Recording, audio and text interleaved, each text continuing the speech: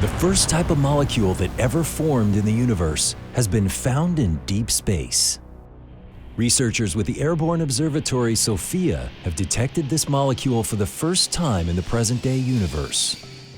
The molecule is a combination of helium and hydrogen called helium hydride. Helium hydride is one of a few molecules that you can make with the available ingredients that were present before any stars were formed. And those were the elements hydrogen, helium, and lithium. Over billions of years, the chemistry of the universe continued to evolve, eventually building everything we know of today. The presence of molecules was very important in the evolution of the universe.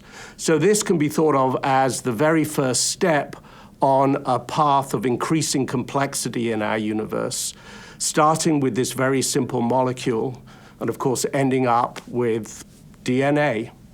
Scientists have been searching for this simple molecule in space for decades, but it has eluded detection until now.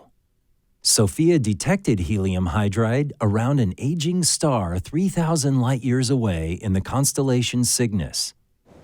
Despite previous searches, it took SOFIA and new upgrades to its technology to finally detect helium hydride.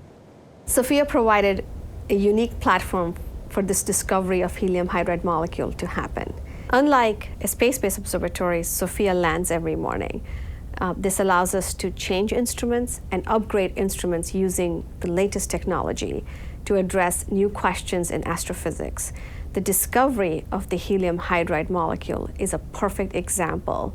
We had the right combination of technology and capability to make this detection. NASA and the German Aerospace Center worked jointly to manage the SOFIA Airborne Observatory. This detection of helium hydride confirms a key part of our basic understanding of the early universe.